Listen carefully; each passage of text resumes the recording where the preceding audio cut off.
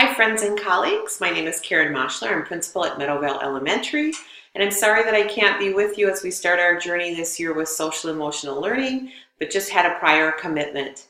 I've been asked to do just a quick review of the work that our Social, Emotional, and Behavioral Subcommittee of the MTSS Greater Committee did last year.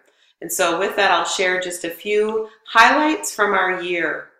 One of the things that we spent some time with was working with Madison, Wisconsin. They had done some extensive work in the area of MTSS and getting their entire district on board. And so we spent some time talking with them and learned from them about some of the things that they maybe would have done a little bit differently were they to start over. One of those things was really to take a look at what kind of a mindset shift your entire district needs to have in order to make social emotional learning work for staff and students. They reminded us to have a systemic approach, including things that staff must do, may do, and things that we shouldn't be doing.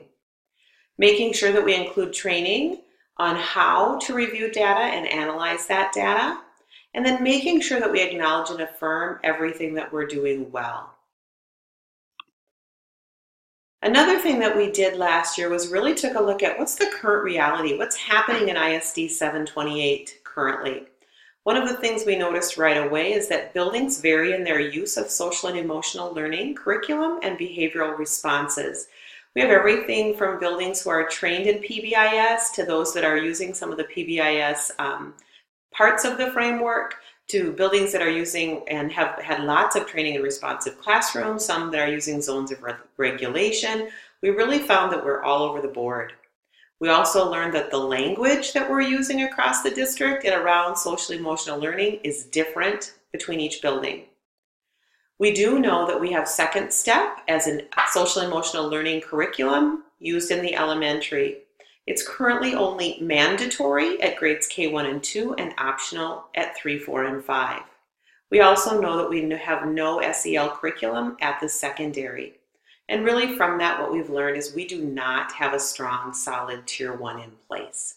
And once we realized that, we really recognize the importance of the work that this committee is going to be doing, and we're very excited for what will come out of that.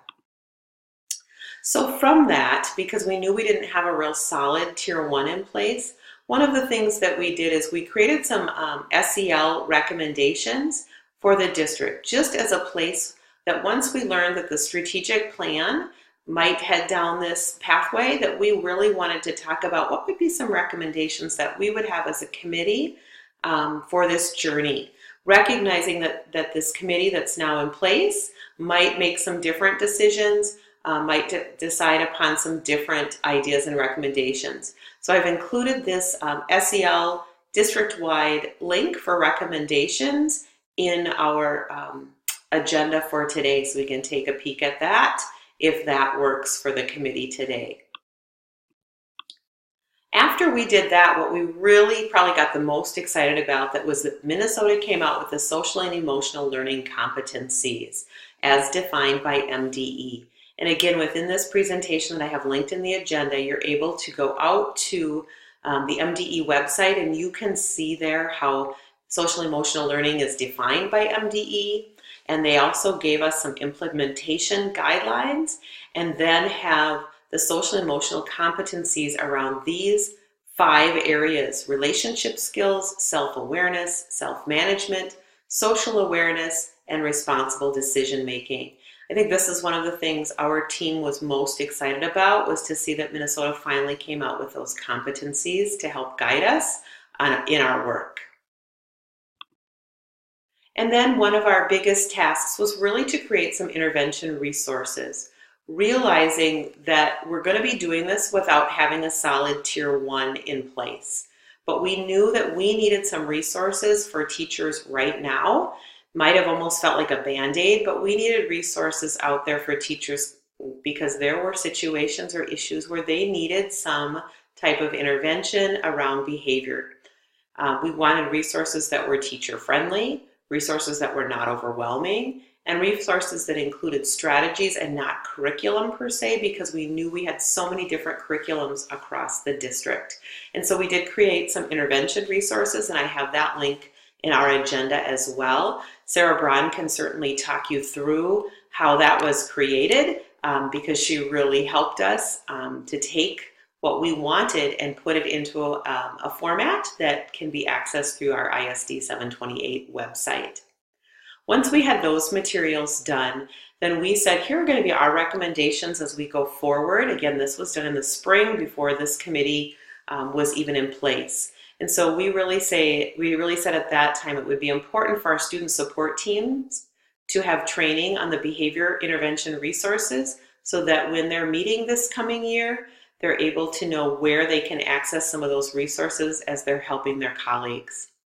We wanted to see schools start to use SABRS, which is part of the FAST screening, as a screening tool at all levels in grades K through 12.